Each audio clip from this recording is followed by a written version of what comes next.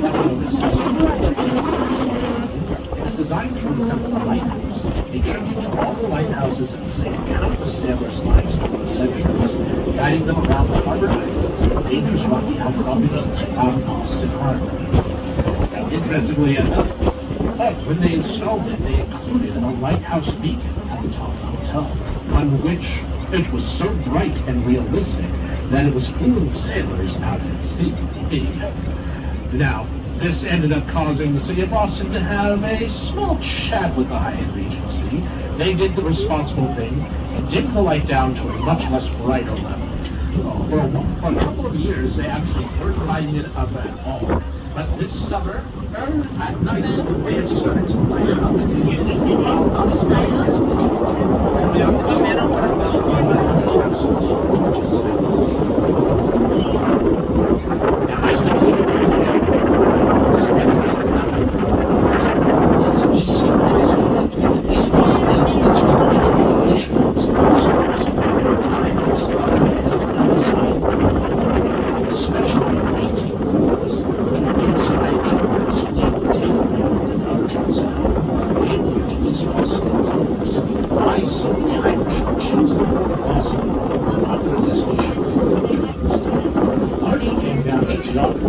as Ireland was actually 2 days ago, so we're also in this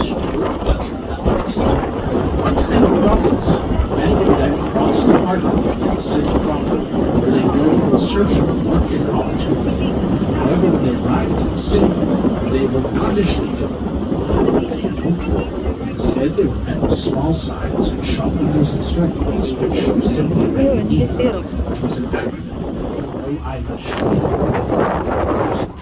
Surrounded by 90 miles of shallow rocky shores, larger ships. To get around this, they used to use vessels like this, Nantucket light ships, which act as floating lighthouses. Atop each mainmast are lighthouse beacons that can be seen miles out at sea. And this vessel, the LV-112, is the largest Nantucket light ship ever built.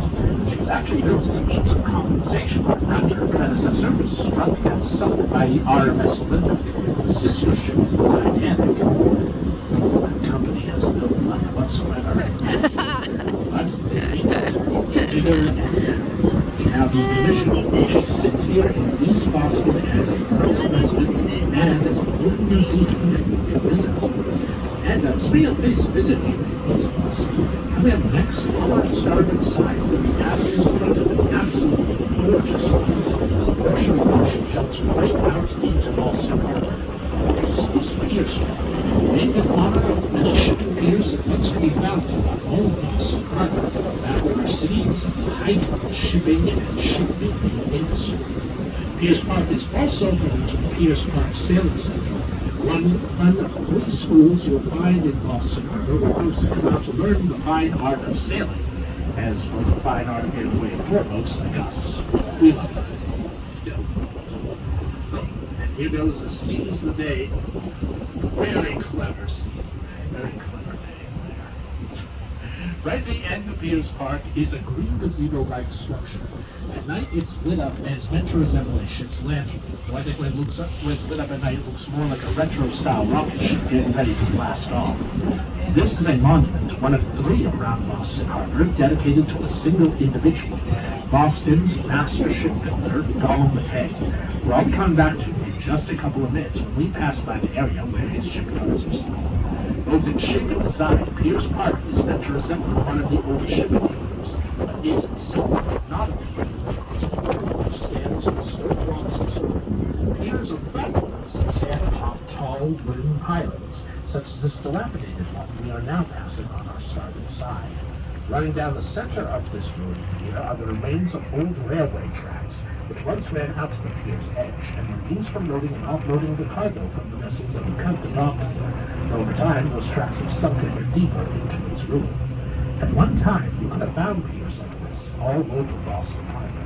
But as the shipping and shipbuilding industry began to wane, these piers became abandoned.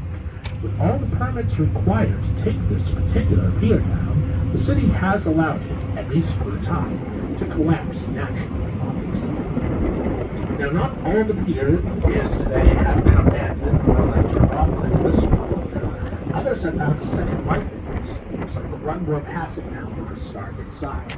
This one's second life is due in no small part to a large white-hulled sail vessel with a three-tall old mast. That's kind of the end. This was the tall ship Caledonia, a relatively new arrival to Boston Harbor. She made her way down here in summer of 2019, coming in from Canada. The new owner, who paid $1.5 billion for her, just finished converting the Caledonia into a floating oyster boat, and now she's simply known as the Tall Ship. Ever since her grand opening on June 30th this year, the Tall Ship has quickly become one of the most happening spots here on East Boston's waterfront, especially on weekends. And on weekends you'll see lines going all the way back to those gray buildings there, as folks wait their turn to board the Tall Ship and grab a drink or two there. Now, East Boston, like much of the city itself, originally started as a series of small islands and peninsulas surrounding a much wider Boston Harbor. But over the centuries, they filled in the gaps until it became one continuous landmass like we have here today. And to this day, East Boston continues to grow and expand in this function. The most recent addition is the Rivership Wharf here on our starboard side. Buildings stand atop the Rivership Wharf, as well as the very ground beneath it did not exist just 5 years ago. In the waters where the Rivership Wharf now resides was once where you could buy shipping from Boston's master shipping yard in the UK. The Rivership Wharf is in fact named in honor of the UK's shipping. Now, the king was famous for building these ships, which during his day were thought of as the greyhounds of the sea. In 1851, he gained worldwide recognition when one of his own ships, a Flying Cloud, on her Raven Village, sailed down the East Coast, around the tip of South America, up the West Coast, and into San Francisco Bay, which she did in a record 89 days. A record that Don McKay would hold on to for over 130 years. Until the 1980s, when the vessel specifically beat McKay's record with a price tag of $4 million, attempted the same voyage. This vessel did beat his record in the end, but only after its fourth attempt, and even then could only manage to do so by a mere 4 hours, which comes roughly to $1 million per hour for marginal entry. But that's the price one pays when trying to beat a master. Now, if we had the time, we could just stay out here and cheer on the soccer matches going here on East Boston's waterfront. We're going to continue on leaving East Boston behind us as we make our way to what's known as the head of the harbor. This is the point where two freshwater rivers meet and converge on our saltwater harbor. First, these rivers will be passing along on our starboard side. This river is actually a strait. The Golden Bridge is actually a longer bridge than the Golden Gate Bridge of San Francisco. While the Golden Gate covers more water, making it appear the longer bridge, when you take land into factor, including the portion of the bridge being obstructed by these buildings standing here on the recently renovated Charlestown waterfront, the Mr. Tobin Bridge beats out the Golden Gate by about half a mile. And it connects the city of Chelsea across the way to Charlestown directly ahead of us.